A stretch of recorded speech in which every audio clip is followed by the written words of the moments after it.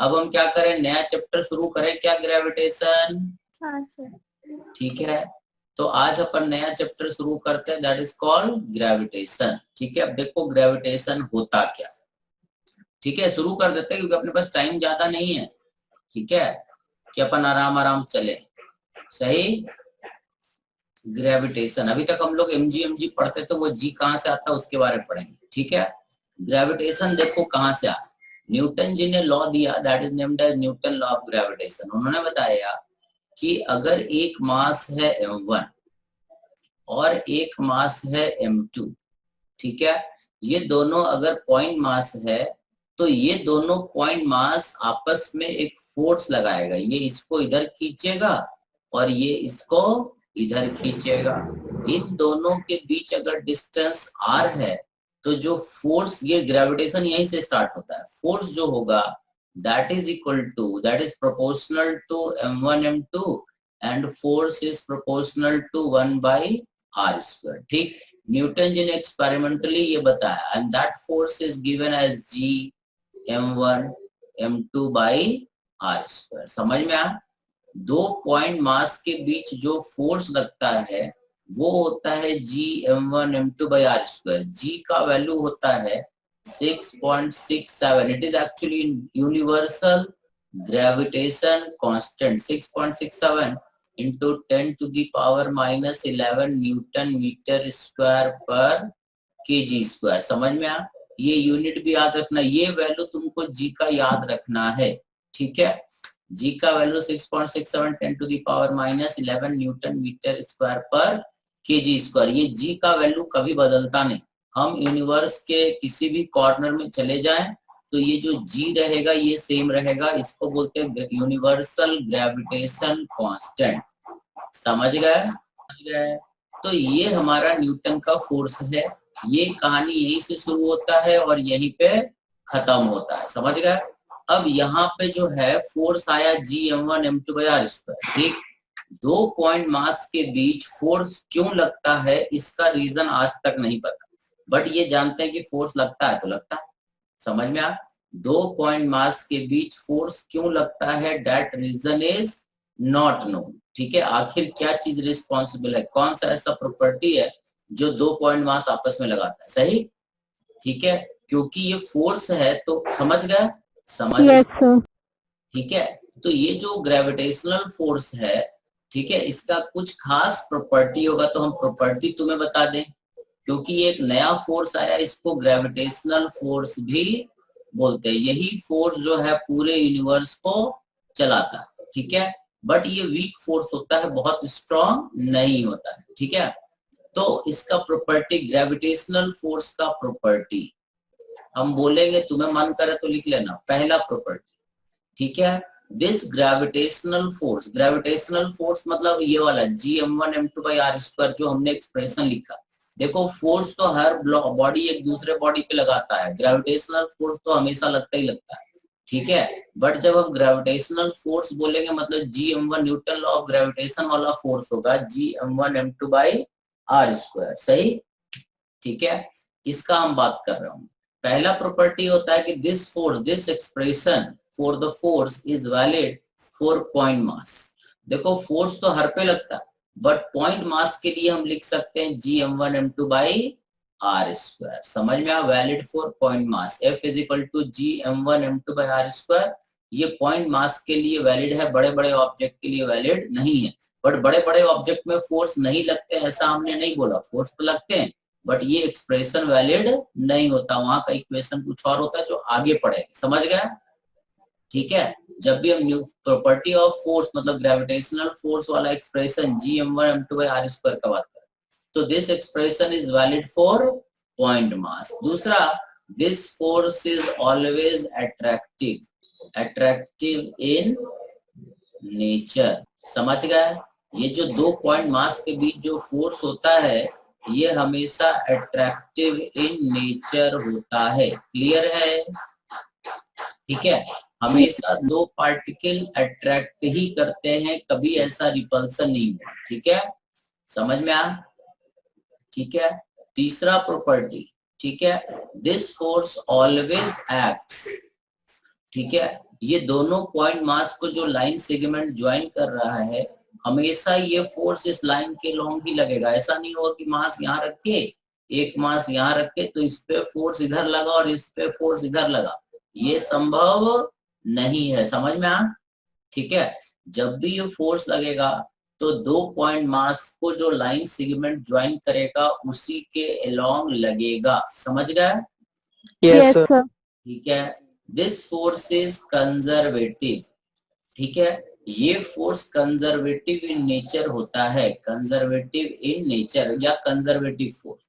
मतलब gravitational force जो है इसका वर्क डन पाथ पे डिपेंड नहीं करता है, ये सिर्फ इनिशियल और फाइनल पोजीशन पे डिपेंड करता है, पाथ से इंडिपेंडेंट होता है। ठीक है, दूसरा चीज, क्योंकि ये कंजर्वेटिव है तो इसके लिए potential and potential energy defined होता है, जो हम लोग इस चैप्टर में पढ़ेंगे, gravitational potential energy and gravitational potential. ठीक है, समझ गए?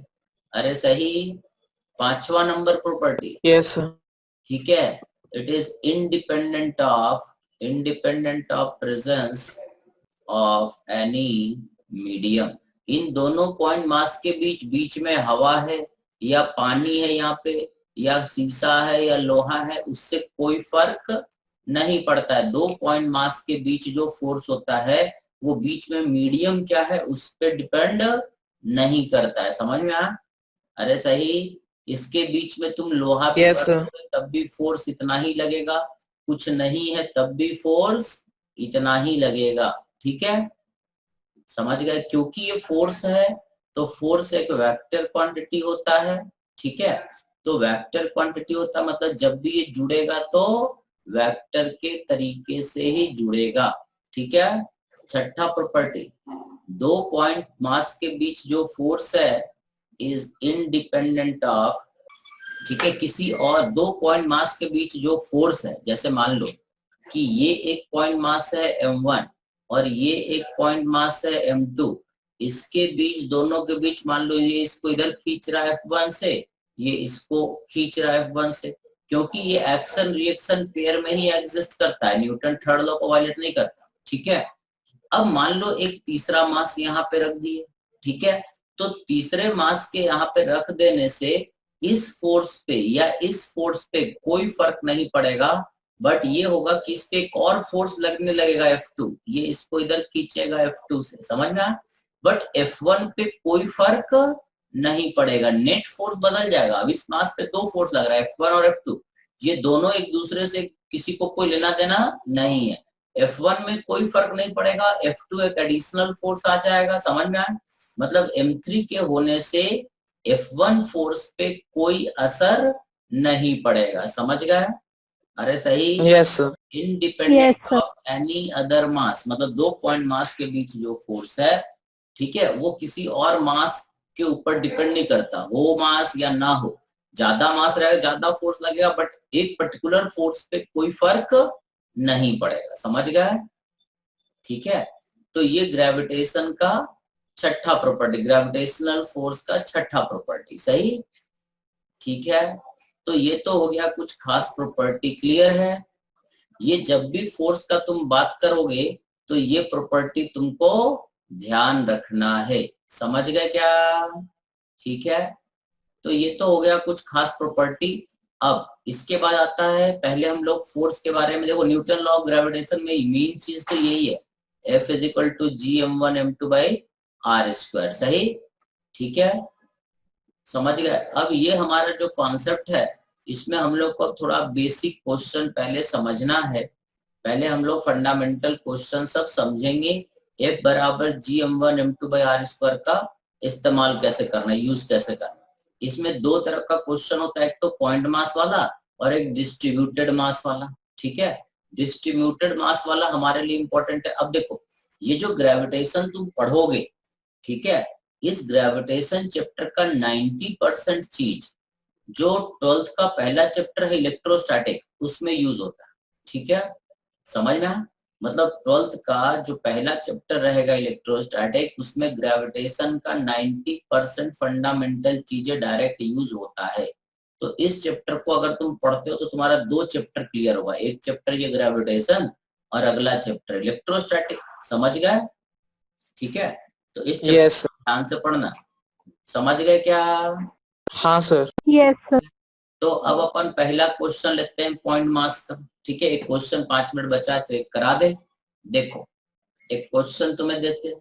मान लो हमारे पास ये एक पॉइंट मास है m, एक हमारे पास यहाँ पे पॉइंट मास है m। सबसे सिंपल क्वेश्चन ले रहे हैं, इससे आसान क्वेश्चन हम बना नहीं पाएंगे। m, ये 3 पॉइंट मास है जो कि एक इक्विलेटरल ट्रायंगल के वर्टेक्स पे रखा हुआ। लेट द साइड लेंथ भी ये 3 पॉइंट मास है m और यहाँ पर भी सेपरेशन क्या है a।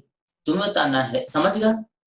तुम्हें बताना है कि इस मास पे टोटल कितना फोर्स लग रहा होगा। वो इस पॉइंट को a बोल देते हैं, इसको b बोल देते हैं, इसको c बोल देते हैं। What is the total force on मास? इस पे नेट फोर्स क्या लगता होगा? रिजल्टेंट फोर्स हम पूछ रहे हैं। सही? समझ गए? बता दो। अभी पहले फोर्स पॉइंट मास का बात करें। ग्रेविटेशन बहुत बड़ा चैप्टर है, बहुत छोटा सा चैप्टर है। ठीक है, बड़ा चैप्टर तो रोटेशन था, उससे पहले अभी तक जितना पढ़े वो सब बड़े चैप्टर थे। अब इसमें 2 चैप्टर बहुत बड़े हैं और 3 चैप्टर छोटे छोटे, बट छोटे हैं तब भी 10-15 दिन लगेगा। बताओ रे, हम बता दें? चलो हम बता देते। देखो क्या हो, पहले हम बता देते हैं, अगले दिन में तुम लोग नया क्वेश्चन करना।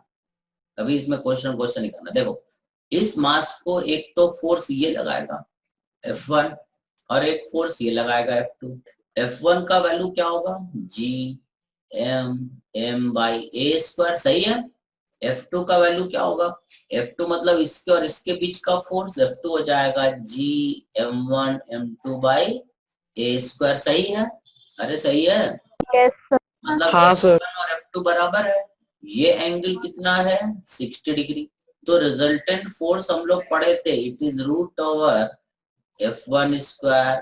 2 फोर्स का रिजल्टेंट यही होता है ना, 2F1 F2 cos 60। F1 को भी F मान लो क्योंकि मैग्नीट्यूड तो बराबर है। तो रिजल्टेंट फोर्स हो जाएगा √F1², मतलब F² plus F² plus 2F² cos 60 1/2 cut जाएगा। This is √3F। F² इतना, so this is equal to √3F, मतलब हो गया Gm²/a²। This is the answer. समझ में आया? ये a²। समझ गए? हाँ सर। समझ गए? Yes sir.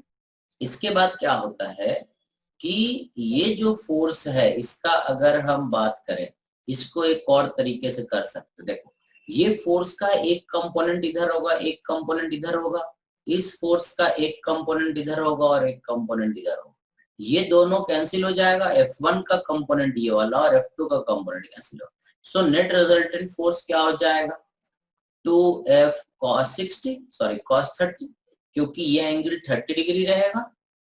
ठीक है, ये F cos 30, ये भी F cos 30। समझ में आया? ये F sin 30 और ये F sin 30 कैंसिल हो गया। सो ये हो जाएगा 2F cos 30 मतलब √3/2, ये कट गया। दिस इज √3F मतलब Gm²/a²। समझ में आया क्या? या तो तुम ऐसे कर लो या ऐसे कर लो। ठीक है, ये तरीका हमको ज्यादा अच्छा लगता है कि कंपोनेंट लेकर के और जोड़ दे। समझ गए? ये तरीका हम लोग हाँ सर। ये तरीका फॉलो नहीं करेंगे। समझ गए? चलो पढ़ते हैं। ठीक है, ठीक है। कहाँ भग गए थे तो? चलो ठीक है, परसों मिलते हैं। ठीक है, अब ग्रेविटेशन शुरू करेंगे, थोड़ा रोटेशन खत्म करो तुम लोग।